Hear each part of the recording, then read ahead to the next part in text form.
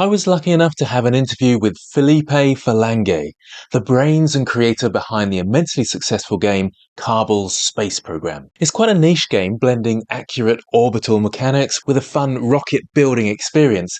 This game sold around 4.2 million units. So you'd think with success like that, Felipe would be driving around in some fancy car, but it's not really that simple, which truly highlights the difficulties of working in the games industry. So join me as we discuss some of the industry's toughest challenges, including the toxic realities of crunch culture and the emotional toil of being pushed out of a project that you created. But we also look at the high points, the joy of transforming rocket science into fun gameplay, the magical early days of community engagement, and Felipe's new vision for Kitten's space agency that is, in his own words, a true redemption story. I would say this is a fascinating insight into the highs and lows of game development. So I'm Felipe Falanghe. You might also know me as Harvester. So I was the creator and original lead developer in KSP, Kerbal Space Program. And yeah, that was how it all began. And now I've joined up with Dean at RocketWorks on Kitten Space Agency, which is our new, I guess, idea for a spiritual successor to KSP. And yeah, it's been super exciting and super fun. Can you tell us a bit about how you first got into sort of game dev and this sort of scene? Yeah, so that's actually an interesting backstory, I guess. I've always been into video games, like from as I guess from as early as I could walk. I had a controller in hand, but I never like imagined that I would be able to get into game development. Being from Brazil, like in the early 2000s, I am about that old. I was born in the 80s, just to get that out of the way. So, yeah. Like there wasn't much of a prospect, right, to getting into game design. Although when I heard that there was a college course for game design available, like I didn't even have any plans for. I didn't know what I was gonna do back then. Like I was like just in my teens, and like I was just about as lost as anybody else is at that age of knowing what you want to do. And I didn't really have very concrete plans. I was in a band. I played guitar in a heavy metal I band. can see the guitars on the background there. Yeah, lovely. Yeah, and I mean, we were at the teenage level of serious about it, I guess, thinking that that was going to be our uh, career path or something. Until I learned that there was such a thing as game design as a major. So that was the first time that I thought like, hey, I could get into that. Like that's something that I would do and be very happy doing it. So I I got into that just kind of like that. So So before I was a game developer, I wanted to be a rock star, I guess. But me too. Did you go the sort of university route or self-taught? Or how did you go about it? university, yeah, it was a university career called well, game design, Yeah. and it was actually really cool. And I had had like some small experience with modding in the past. Like before that, I had made a bunch of mods for like The Sims and stuff, and also the bigger one was an add-on for Microsoft Flight Simulator. That was Flight Simulator 2004, by the way, and that was like the biggest project that I had done. It was me and my brother, and we were just like figuring it out with basically zero experience and zero knowledge and just stubbornness to not give up. And it took the better part of a year to get it working. I can't really say what it's like these days, but back then it was all like the best you could hope for was to do like advert games and in Flash and stuff like that. Like that was 2010, so Flash was a thing. It was a big thing. Yeah, so and that's what I like. That's what I had experience in up until then. So I was looking for basically anything that was even like game adjacent, I guess, because like there weren't all that many choices. And like the prospect of actually working like on a game like in the games industry was like a very distant thing. So I found this job opening at Squad. They were looking for like somebody that could do like 3D modeling to do like renderings of projects and also like develop as much as possible because it was like a generalist type position. So I applied for that, and I mean, it wasn't gaming. It was like marketing, like interactive marketing stuff, like those interactive installations. So I was doing those. So we were doing things like projection mapping and like touch screens and like camera tracking, like holograms and stuff like that. And I mean, it was close to games. Like got to use things like Unity and make 3D models and stuff. And I even there were projects where I got to use an Arduino to do like custom electronics. So it was kind of fun, but it was also marketing. And like marketing, everything is for yesterday. Everything is on fire all the time, and there's no break. And a little bit of my soul would die every time I heard somebody say call to action or brief or something. And I just hate marketing. I really do. Um, and I really like after a while, like several months after of that, it was really starting to grind me down because I was like, this is not really what I wanted to be doing. Like this is not games.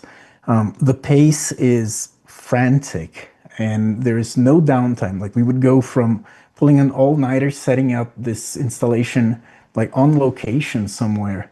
Next day, I'm back at the office coding the next thing and it's already like due at the end of the week and it was like just that level of crunching all the time and there's like no end in sight. So I decided that I would rather be looking for a job than continue doing that. So I walked in one day to quit.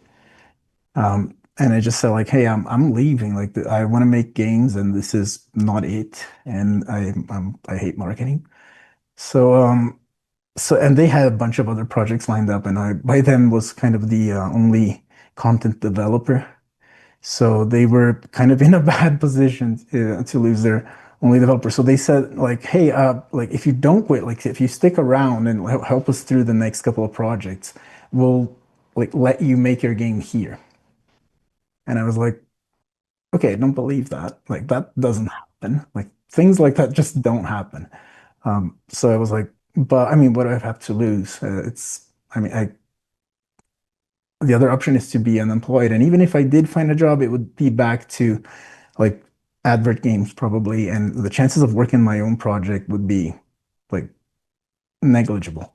So I was like, okay, well, let's give it a shot. And I was fully expecting to be like terminated or like just have the whole project canceled on me at any time because it was so uncertain. And it was, I think, 6 months into the project, and I was still like not fully believing that I was actually doing it.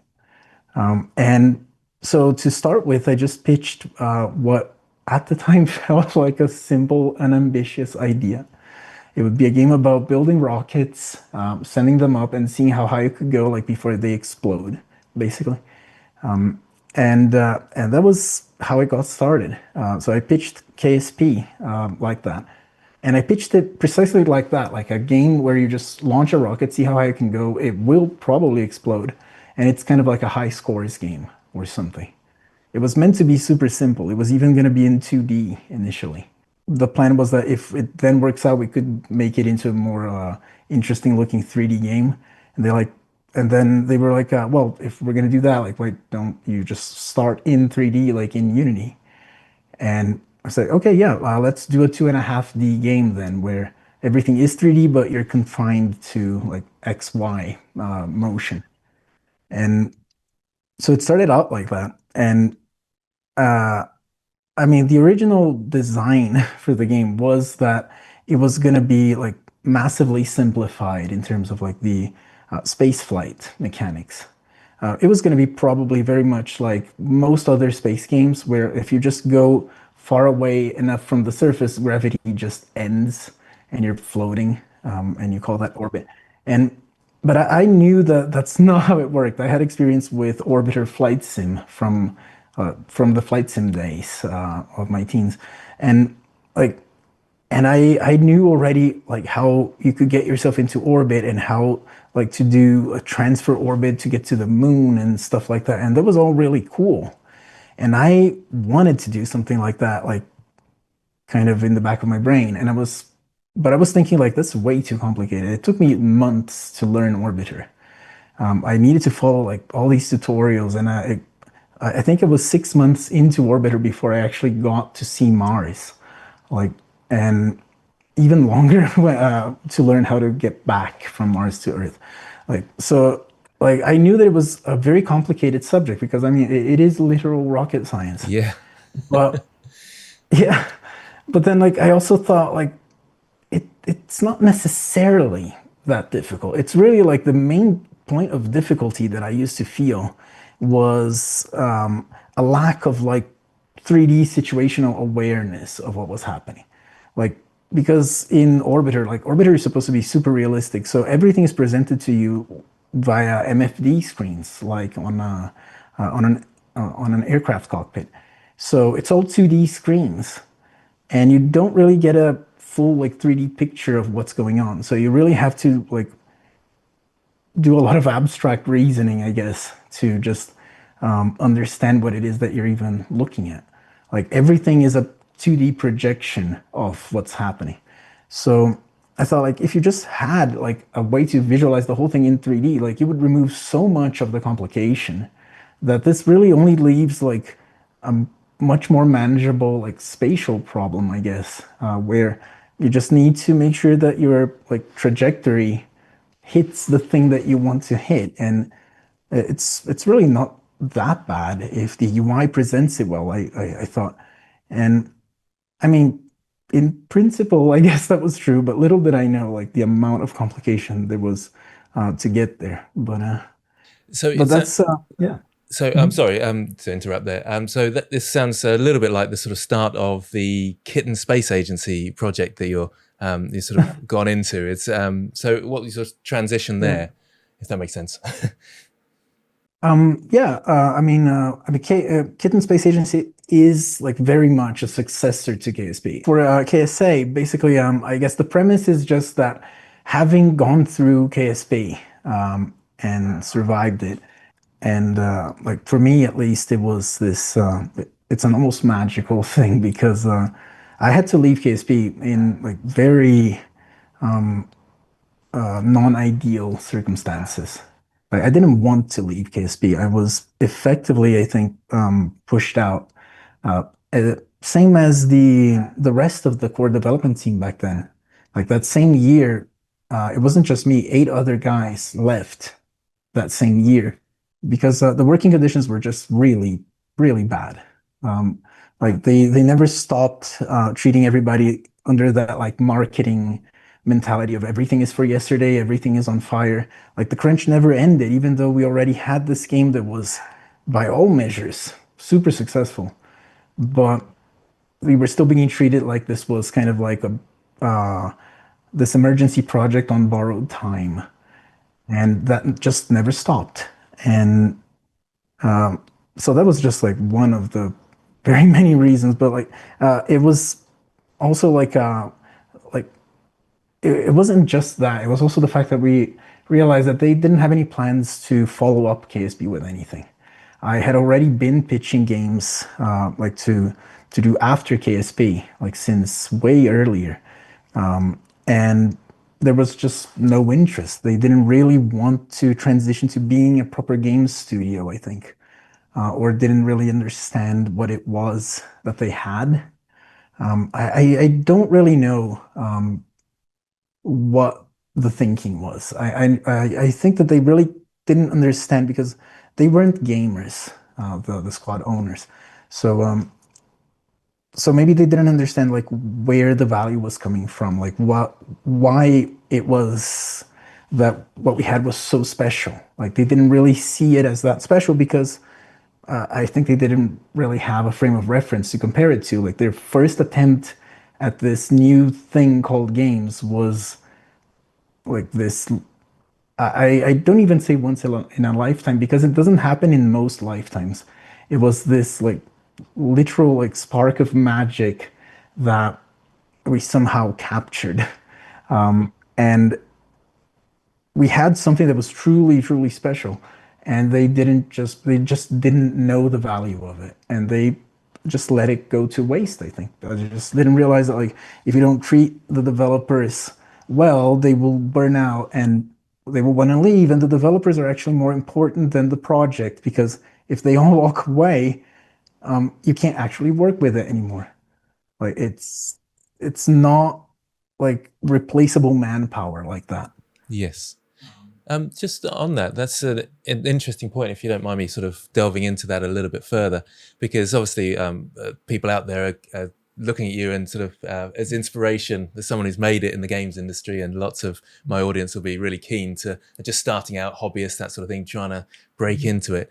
But it's so if you well, there's two questions really. The first one being, would you say that that's kind of normal for the games industry? We hear lots of stories like that where it's kind of run from this sort of top down, very marketing type of approach. Is that something that you've noticed quite It, commonly with your work? I mean, I've heard other horror stories, and they come in all shapes and sizes. But yeah, you're not wrong that there is this uh, very strong pattern, I guess, of like the wrong decisions being made by the people least qualified to make them. And for some reason, those people are in charge and decisions get made, and the people who know better can't really say anything about it. And I was actually I gave another interview just last week about the whole story of how it was at Squad and why we all had to leave, and how all that happened from my side at least. And I was talking with Jamie just yesterday, and he was telling me his side of it.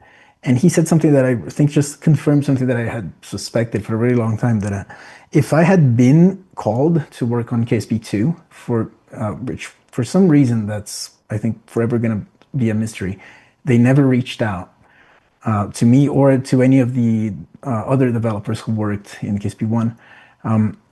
But and I was very hurt by that back then when they announced KSP2. It really like I felt that was getting like pushed away from it. But looking at how it ended with KSP2, and from what Jamie told me, it now feels like that was actually the fortunate thing for me, that it could have just been like it feels like it seems like from what I heard, had I been there, it wouldn't have made any difference. Like all of the decisions that really like crippled the project were made behind closed doors. Nobody knew about it, and they were just told about it later. Things like the decision to use the KSP1 code base instead of engineering a new one for the sequel. Like that was something that anybody who had any experience with the KSP1 code base, myself, I think most of all, would have told you immediately, like, absolutely not. Like that's a terrible, terrible idea. Like that's not expandable code. It's not a solid foundation at all. Like it can barely do what we're doing with it now.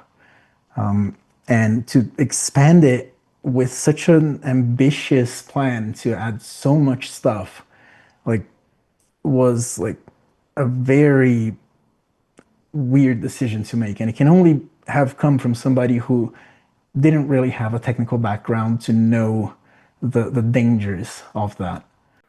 Do you think that because I've often chatting to people and obviously lots of people ask me the question about getting into the industry. Would you do anything differently from how you sort of went into the industry originally from uni and then to this sort of bigger company like this? I've thought about that a lot. Like after KSP, after I had to leave KSP, that was in 2016. I had a good 10 years almost to think back and think about what I could have done differently. And like any anything that I could have done differently requires like advanced knowledge of the future. Back then, there was no other choice to make. It's very easy to look back and say, oh, yeah, I shouldn't have signed away my IP rights to KSP and let them have it. But like the reality is that like I was risking a job on this opportunity that I wouldn't have had in any other way. So it was that or nothing. So if I had like argued like, oh, but I'm like gonna hold on to the KSP IP because I made these characters and they belong to me and not the company, like they would have just said, so let's not use those then. Make a new one uh, or let's not do your project at all then. Like it was that fragile. So the stakes were incredibly low at the beginning, and the idea that it could have become what it became now, like this enormous thing that is KSP now, was unthinkable. Like it was impossible to even contemplate the idea of this much of a success. I remember that I used to think like if I could, if this game sells enough that I can like buy myself a new car, that would have been, I would consider that like enough of a success. In the end, I was able to buy my own apartment, which was much better. I'm not saying like KSP did not make me rich is I think something that I realized needs to be said, I think, because people, I think, naturally will assume, right? You made a successful game, bam, you are now a millionaire. It's very much not the case. The squad owners definitely did make enough money to retire, but I'm still at it. I'm not quite there yet. But it's something that I think needs to be said, even if it to me feels a bit crude. But like just yesterday, somebody on Steam went on the Kit Hack discussion boards and attacked me of saying like, why would I want this game after the stuff you did on KSP2? And I realized like he doesn't know. Like a lot of people don't know. And it's like kind of unreasonable to expect that everybody would automatically know that I wasn't involved with KSP2 unless they know the story. And even more so, the very largely untold story of how I had to leave Squad and how I didn't, like, I wasn't involved in the sale of the IP. I didn't make a penny out of that. And and I don't get any revenue from KSP today or since I left actually. So and that needs saying, I think, because it kind of changes people's perspective, people's perception of you, um, and also the things you do. Because I think that a lot of people might actually see me as this like very like as somebody who's actually equipped to do like things at a higher level of like production value, maybe. Like that I have like the means and the funds to do that, but it's absolutely not the case. And So, in a sense, you've started with the Kitten Space Agency. Tell me more about that and the starting process there, because in a sense, you didn't have a huge backing behind that, by the sound of things, to get things going. So how did you get the project going and started and running? so that actually is largely Dean's credit. So I wasn't working at RocketWorks until this year, actually. I When I left KSP, I started my own studio, which is Floating Origin Interactive, and I worked for a really long time on my own project called Kit Hack Model Club. And it's a simulator. It's a small small scale like RC simulator where you build vehicles and you can build airplanes and cars and boats and stuff, and they crash and explode and as you would expect. Um, and that's what I had been working on. I worked on that for 8 years after KSP. I went through two publishers, launched on Steam 3 times, and had 3 different titles over the years. It was a really, really long project, really hard project also because it never actually like gained the momentum that it needed, I think. And it's still there. Like I still hope to do updates on it, but right now, like it's just um, yeah, it's just in a situation where like it doesn't have the numbers to like support any additional manpower, which is um unfortunate, but hopefully like it's not the end for it. It's but yeah, for now like the but it's launched, and I was glad to like be able to close that chapter in a way. Even if there is like a revisit later, like I absolutely, after 8 years working on the same thing, I really needed a change. That all happened last year. So that was around the time that it was confirmed also that Take-Two had canceled KSP2 and shut down all of Private Division in the process and sold the IP. So the KSP2 was definitely, absolutely dead. So right around that time, I was finishing up Kit Hack and seeing those news, and I thought like, hey, there is a vacuum now in the KSP area.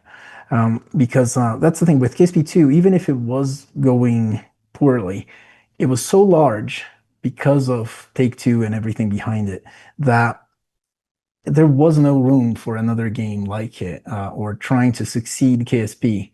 Um, Even if KSP2 was like not being well received like critically. It was still a very large publisher-backed project that was it consumed all of the air in the room. So when that like became confirmed that it was dead, I started thinking like I should start thinking about a successor game. And I was actually getting ready to announce that I was going to work on something like that when Dean got in touch with me and said they were basically doing the same thing. And they had been doing the same thing for quite a while at Rocketworks. And that was Kitten Space Agency already. So they already had that concept because they had pitched it to Take-Two much earlier. And the whole proposal was that we were going to do this under this new framework, which is it's called Brutal. And it's the most incredible thing about it is that it's not Unity. It's it's absolute freedom from an engine. They've at Rocketworks they were having much of the same experiences that I had been feeling over the years working on top of a game engine. Not necessarily just Unity, but Unity has been like the most egregious example of like what happens if you trust this black box with basically the very existence of your entire company. It's when you put it like that, it sounds just about as dangerous as it should. Um, because yeah, what Unity did can just happen, not just with Unity, but with any of them. So I learned over the years that like the moment you get a chance to like work on your own foundations, like on your own framework, and not depend on like this black box thing from somebody else that may or may not be stable like long term. Um, Absolutely, that's the absolute safe thing to do. Even if it does mean reinventing the wheel like a lot. But there's more to it, right? Because a game like KSP, and this is how Dean won me over. He said, ask yourself how much of what you do, like every day in developing, are you are doing only because this is how Unity requires you to do it. Like the solution for these things that you're doing, like you only do them like this because this is how you can do them in Unity. And this is how you can do them because there is no other way. Um, if you didn't have to work through Unity and could do it in any way, how much of your workflow would change? And I thought about it, and the more I thought about it, the more I realized that it was most of it. So Brutal is basically, in a nutshell, it's Vulkan and a razor thin abstraction of C sharp on top of it.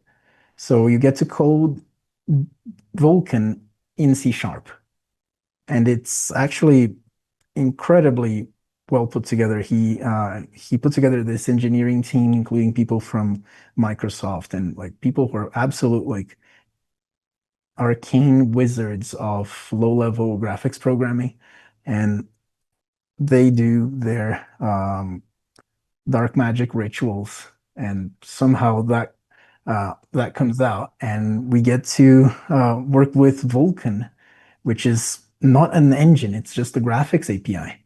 So it feels like that would be like worse, right? It feels like that would be a much slower, much more painful way to work on a project. And like things like Unity, for instance, gives to you like what a mesh is, what a transform is, or what a texture is, what a camera is, things like that. So those things are there, and you accept them kind of by axiom, like they are there already. And why would you even question if they are put together in the way that they in a better way, right? Like they're already there. Um, with Vulkan, you don't have any of that. Like the idea of a camera, if you want a camera, you have to make one. If you want a texture, you have to tell it what a texture even is. Otherwise, it's just bytes on a buffer. And it's up to you to make sense of the bytes on a buffer, which is, I mean, yeah, basically what engines do. But working at that level, there are no assumptions. There's no like nobody assumed that, oh, most games don't need the world to be upside down at the South Pole. So like let's always say that the y-axis is up. Like in KSP, that didn't apply um, because you're standing on the surface of a planet. Um, in Vulkan, it's not that it doesn't apply, it's that it's not there. It's up to you to define what up even means. So you get to do stuff in a way that's much more direct. You get to just do the thing instead of first having to figure out, okay, so how do we get Unity to let us do the thing? In Brutal, it's like, even if it is like much more complicated because you're doing stuff at a lower level, some other parts of it are like incredibly easier.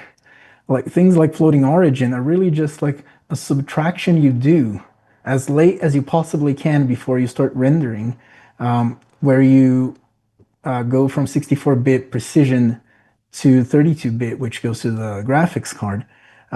If you do that as late as possible, it's a single subtraction that you have to do. It's all just numbers, and it just works out. It just like doesn't become a problem, and you don't actually need to um, worry about like what happens because I need to move the particle systems, but the particle systems aren't made to move like that. So I need to actually like individually move all of my particles, which is something KSP had to do.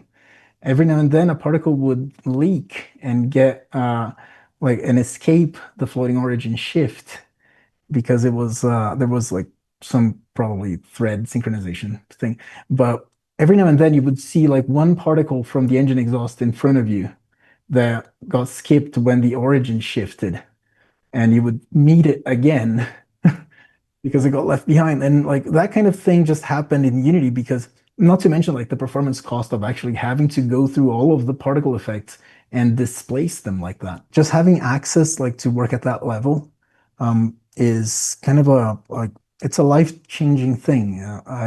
I said now like it was very hard to learn and get started, but now if you forced me to go back to working with an engine, I would murder somebody probably. So it sounds almost like you've got the freedom now from freedom from engine, but also freedom from the constraints of this sort of marketing machine as well. So you've moved Yeah, away, that too. and you, you can sort of almost see it, the joy in your face as you talk about the new projects. Yeah, and it's that's something that I almost lost, I would say. I definitely almost lost that joy at some point. Like it became very exhausting and very demotivating. And especially like the height of it was the whole like Unity runtime fee thing. Like that was the like absolute cherry on top, wasn't it? Um, and I mean, I think like you hit an interesting point there. There is a lot going on about the like there's a lot of different concepts about freedom from very many things, I think, in KSA and how it's all put together. It's freedom from having to work under a publisher and uh, having to enact decisions made by people who don't understand the consequences of what they just decided. It's freedom from having um, insane deadlines set on you by bosses who think in terms of marketing and treat the developers as replaceable manpower. Um, it's freedom from a game engine constraining what you can do in terms of development. Um, and there's more because Dean is an insane person, and I love that. And he wants to be free from having to launch games in Steam Early Access, which is something that I could only dream of. And he's actually going for it, which is absolutely amazing. It's something that I've been noticing, and it's something that, like with KSP, we were extremely lucky to have been like, KSP was one of the first 12 games ever to be on early access on Steam. And it was just by sheer circumstance that it happened. Just this really good timing. We were about to launch on Steam. Like KSP was already out on its own store, and we were looking at signing with Valve to go on Steam. And back then, you had to actually sign with Valve. There was no Steam Direct thing. Um, so, and they had just had this big fiasco with another game that was super incomplete when it launched, and it was so bad that they had to pull it from the game, from the store. And we were like super worried because KSP was absolutely just as unfinished back then. This was like 2013.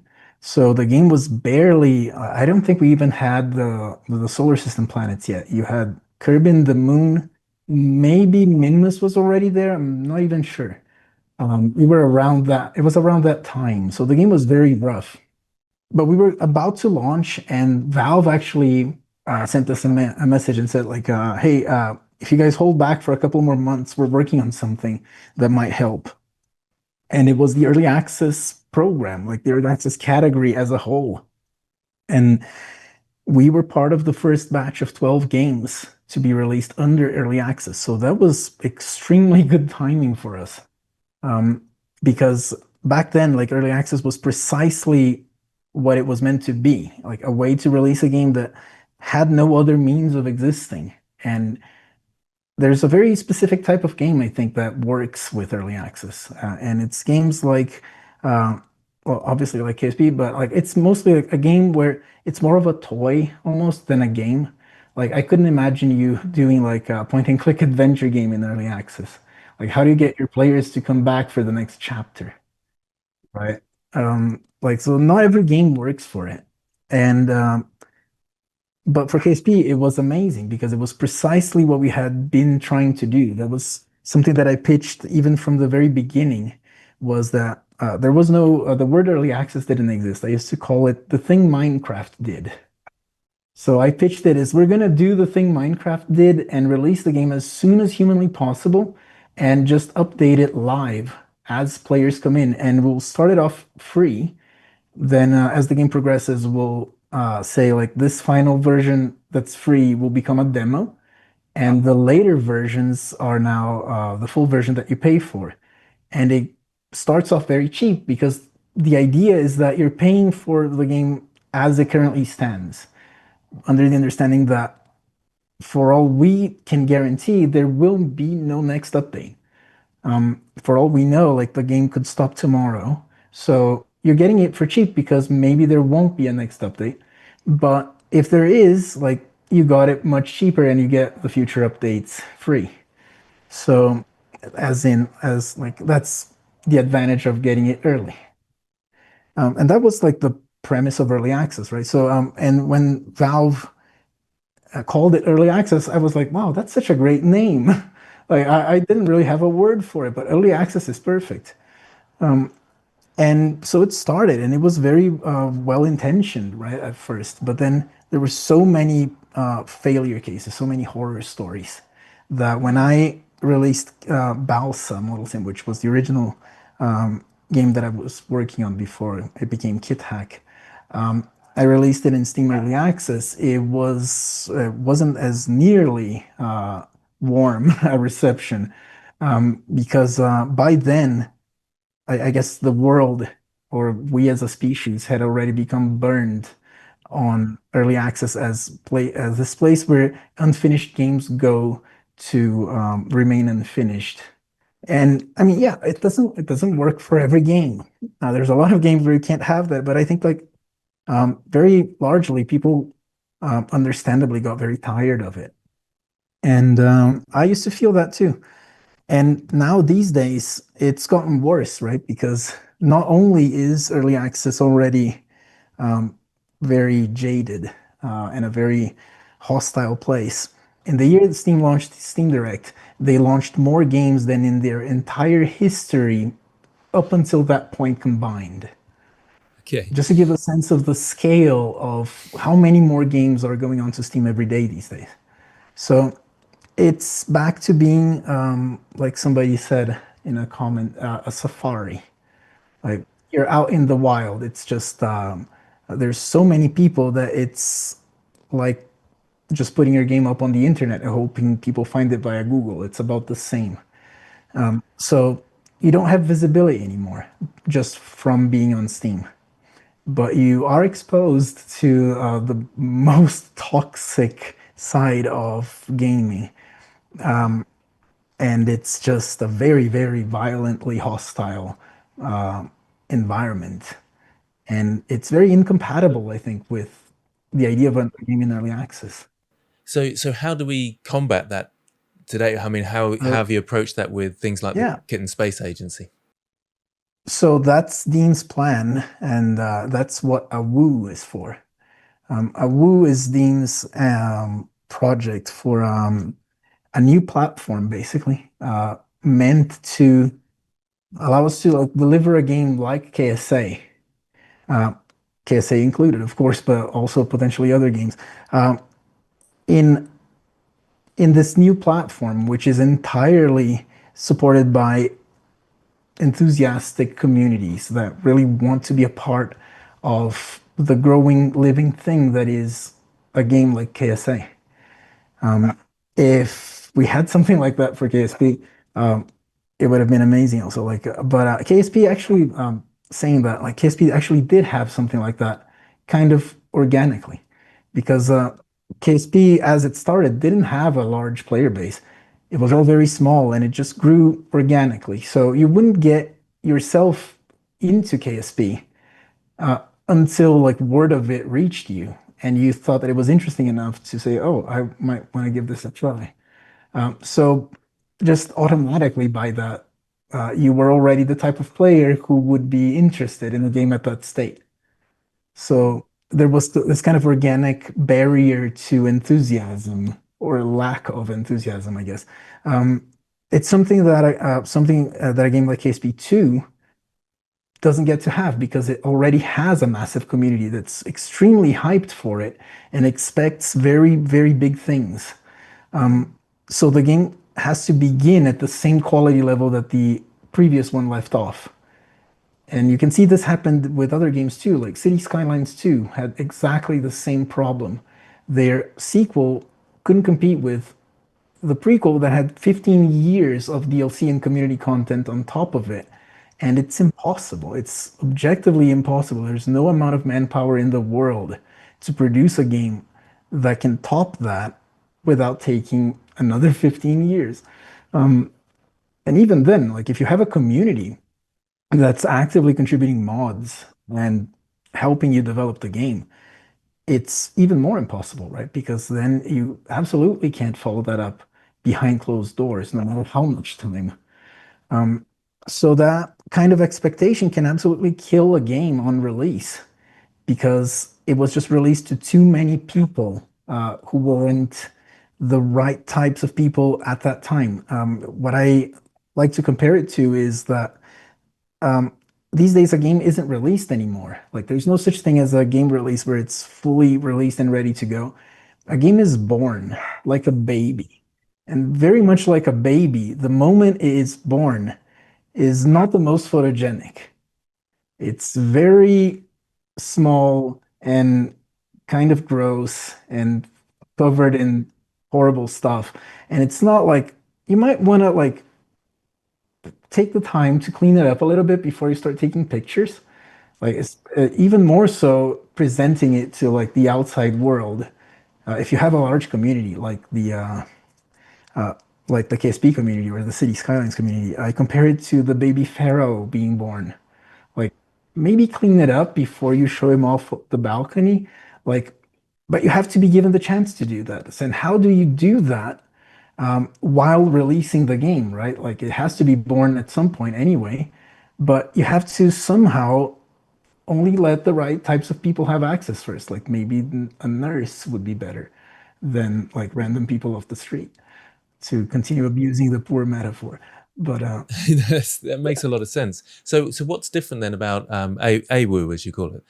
so yeah, with a Woo, like I think, well, fundamentally, just by virtue of not being on Steam, it already creates a very healthy barrier of saying like, if you're not interested enough in KSA, that getting it off of Steam is worth it to you, like then maybe that's a good indication, right? That early access games are probably not your thing, and you should wait for it to be more complete.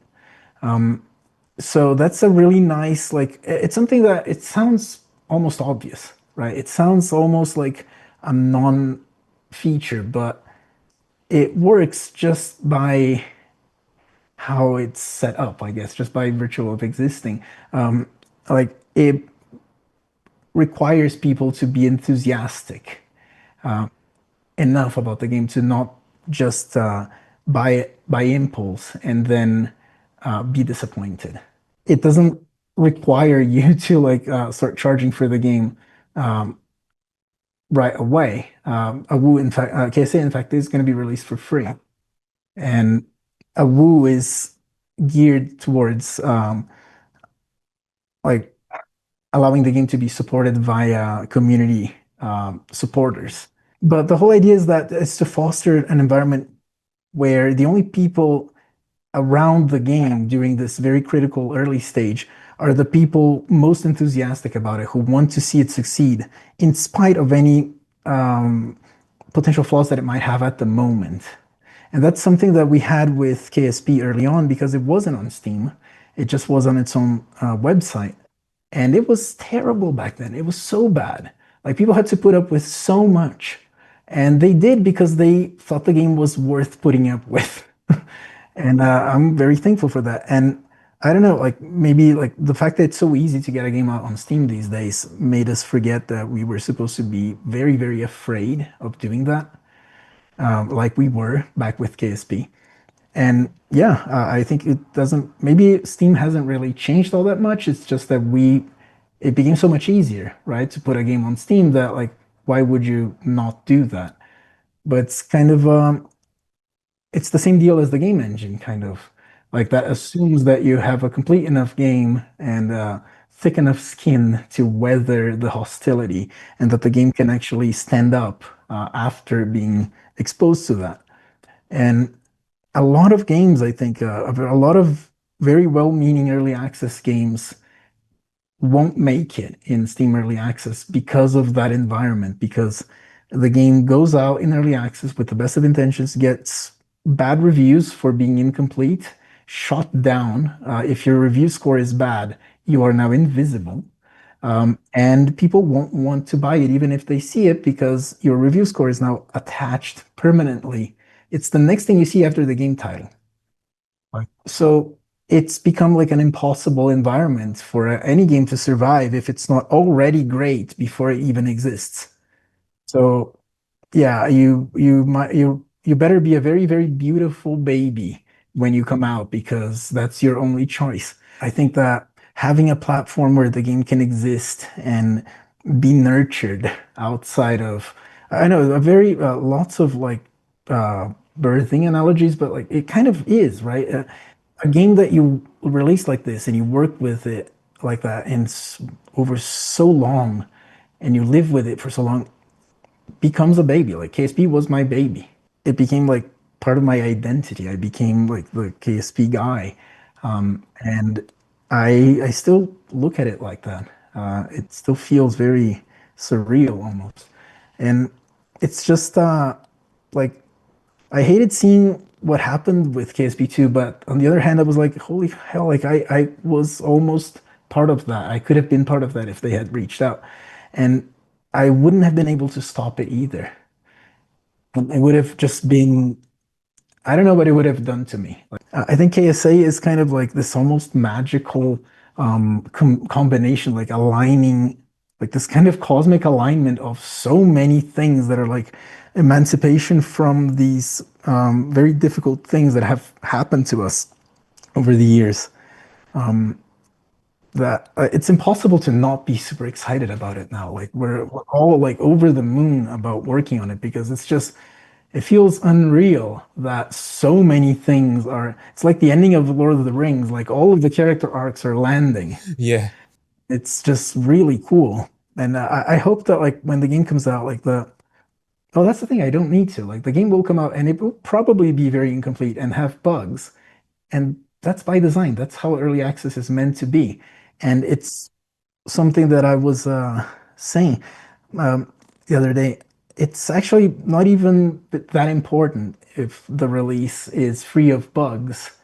The more important thing is that players can see that you respond quickly to that, and the next patch is coming right up. But yeah, and that's how early access needs to be. It's like it has to be this dialogue between the community and the developer. And it just doesn't happen in an environment where people can hold their opinions for ransom, basically, like on Steam reviews, and just like casually dismiss somebody's project that took years of their life to make, just because they didn't like the control scheme or something. Yeah, a woo is like freedom from that. It's the possibility of having a place where the game can grow surrounded only by positivity. Like a baby, it's what it needs. It needs to grow in a nurturing environment. It needs people who are enthusiastic about it on both sides. And yeah, so that's what I'm most excited about. That's why I think like it really like the conditions couldn't be better to make a game like KSA than they are now. Like if we can't do it, like if this team can't do it with everything that we have going for it now, it's because it was absolutely impossible. So the game itself, it's because you can I can tell your passion towards your game, and you look like you call it your baby and so forth. It makes a lot of sense. It's a great analogy actually. What about it? In fact, you seem to have quite a lot of emphasis on the educative side of your games, the sort of education side. Is so? Tell me, is that something that's fundamental to the way you make games? Um, maybe, but I would say maybe by accident. Like it's not that I mean for the game to be educational. I don't intend to be make it a lecture. Like for KSP, I didn't intend that it would be an educational game. It's an accidentally educational game because if you don't learn about it, you won't do well at it. And I think that that's something that I kind of maybe stumbled on as KSP grew. But I realized that like this is maybe what a truly educational game is meant to be. It's not a game that it's not a lesson disguised as a game that tries to deliver you like learnable content over like a veneer of a game. It's a game where the learning comes out of the necessity of gaining new knowledge to even be able to play. And I don't know, that maybe it's from my background as a gamer. Like I wasn't your typical gamer. I think I was the only one in my college class that my background was like SimCity, The Sims, Flight Simulator, and that kind of thing. And they were the other guys were playing like games, right? Like Final Fantasy and Metal Gear and like games. I was playing things that weren't actually games. I even actually used to have that discussion with professors and stuff like about what is a game, like, and they would say like a game necessarily requires an objective and a goal and an end condition, and I was like, I don't think so. Like, what about SimCity? What about Flight Sim? Like, those are games, and they don't have an end. And they're like, no, those are not games. Those are software toys. Like, eh, I mean, okay. But I mean, to me, those were games. Like to me, my idea of fun when I was little, I used to have an N64 and I was playing like Mario or Pilot Wings, not doing the mission. I was just like playing around the world and letting the timer run up, and making up my own little stories. Like me and my brother, we were just like playing around with it like a toy and just trying to like just spend the time there. And to me, like ending the game, like seeing the credits roll is kind of a sad experience, actually. It's kind of I don't know, there's a feeling of loss, a feeling of finality to seeing the credits roll that like doesn't feel necessary to me. It doesn't feel like a game necessarily needs to end, roll credits, off you go, like wait for the sequel or the DLC so you can like uh, in the meantime go play something else. So it's not the end of a movie. A game should only end when you've exhausted absolutely everything you can think about doing with it. Um, and yeah, it's to me like that's what a game could be. And with KSP, it's something that I had the chance, I guess, to just let happen because really, like at that level, it's all just about the decisions you make. It's not even a technical thing at that point. It's just if you choose not to let the game end, it can not end. And KSP, I think, just is a reflection of that, of me thinking that like games should potentially be eternal and not have an end condition. I don't like seeing credits roll. I think the place for the credits is in the main menu. If you're interested, you can go there. Yeah, and I don't know. It's just like that, and the educational part of it is really just it's a consequence. It's not an intention. I think that's the best way to put it. It's not intentionally educational. Yeah, it's just I like yeah, that. I had a go at the Kitten Space Agency, and I was flying around in the rocket, and I yeah, thought to myself, I felt like I was being educated in nice. rocket flight because of the way the controls worked, and it sort of shifted you around. Yeah, Oh, it was very fluid and smooth, and I was looking at the gyroscope trying to stop myself from spinning around, and and it was yeah, exactly as you say. I was sort of accidentally being educated in sort of space flight. It's great. yeah. And like next thing you know, like you might not even realize it, but you now understand rocket science. I feel smarter Yeah. already. And like it happened to me too. Like it's not that I knew all that I needed to know before I started KSP. It was a lot of learning by necessity, by just like being put in a situation where you either learn how to do it or you don't do, and not doing is not an option. So you just keep going. And when I started, I had no idea that I was gonna end up like doing actual like celestial dynamic simulations and numerical propagation of orbits and that kind of crazy stuff. Like, and I had to dive into the Wikipedia math articles and read up on that. And like, math was never like, I was never good at math in school. Actually, that was what I failed at most consistently.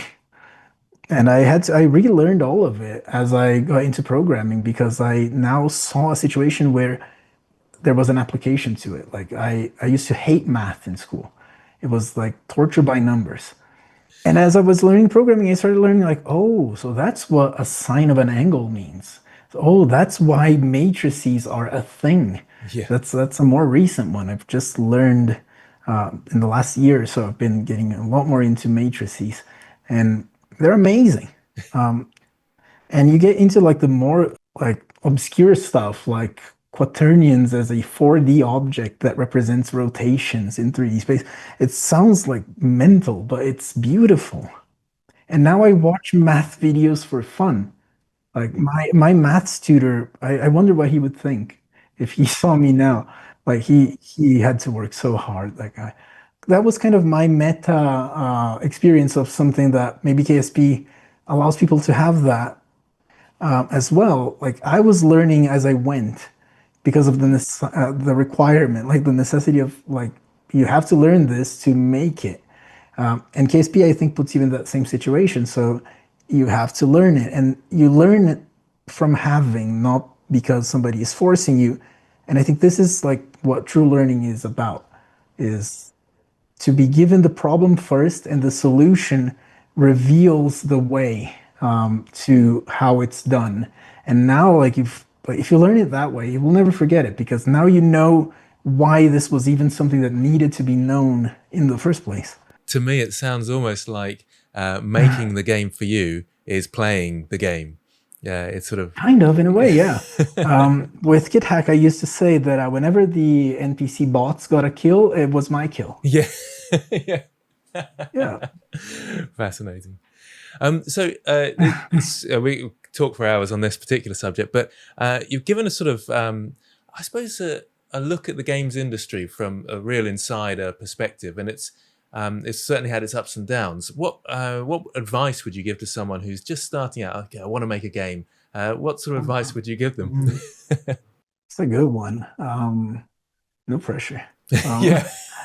I don't know. I think I don't know. I've answered this question a few times in the past, and it's kind of always been different. But I think that the core of it is always kind of the same. It's that there's no such thing as a project that's too crazy, right? If you have an idea and you think to yourself like this is too crazy to work, don't think that. Um, there's no such thing. Like it can work. It just needs to find its place in the world. But also, I would say probably the best thing you can do, like if you want to get into games, that I've learned over many years, many failed starts, and a lot of wasted time waiting for things to come together, is that the best way to get a game going is to sit down and start making it on your own. Like just go and do it, and try to keep the scope of it within what feels reasonably possible to do on your own. Because if you're waiting for somebody else or for some other external condition to be right before you can get started, you'll be waiting forever. I wasted years on that kind of thing, like just waiting on other people to come through and stuff. And the only moments where things actually got moving were moments where I said, like, you know what, screw that. I'm just gonna get started on my own, and we'll see where that lands me. And then things have a way of just magically like happening. Because yeah, the way for making a game is to, I think, just the way to get started to making a game is to just get started making it. However you can. Like, you don't need to know. And this is one that it's not mine. It's a quote from Adam Savage. Um, you don't need to have the full plan in your head. You just have to know the next step. Yeah. And yeah, that's the way I would say that's the only way that I know that things get done. Yeah. You've had a tough experience, I would say, in the sort of big companies, those sort of the big Yeah. boys. That most game developers, when they first start, I want to work for the big ones, Epic Games or whatever it might be, making Fortnite or silly things like that. But not that that's silly, but you know what I mean. It's sort of. Yeah. But would you encourage people to go against that, or would you say still go for Um, those dreams? What would you say to wow, them? that's a hard one, because I think that like you could find your happiness, I think, either way. Like if it really depends, I think, on um, how wide you can go on your own. I think going fully independent requires you to do six different jobs or more. And you have to be okay with that, because if you don't do it, there's nobody else that can do it. And that's definitely not for everybody. A lot of people can be much happier if they're allowed to just specialize on the one thing that they do well and they like doing. For instance, like even myself, like if I could have somebody else do all of my UI work so I don't have to, I would love that. I would immediately want somebody doing UI for me. And I can just work on like procedural generation. Like that's super fun for me. And like, so there is definitely like a path to being happy in game development in a large studio where you are doing a very specific job. If that's what you love doing, like then you get to do just that, hopefully. Uh, but then yeah, naturally comes at the cost of like trade-offs. Like you have to accept design decisions that are not your own, and you don't really have like control of the ship. So yeah, I think there's it's a choice, right? And it's on the other hand, like if you go full indie, now you get to learn all the other jobs because there's nobody else, and Absolutely. you will now understand like exactly the full weight of reading a negative review. That too, like you don't feel any distance anymore from the final product because the final product is an extension of you. Because I mean, you pour all of your effort, your life force into it. How can it not be, right? So yeah, I don't know how.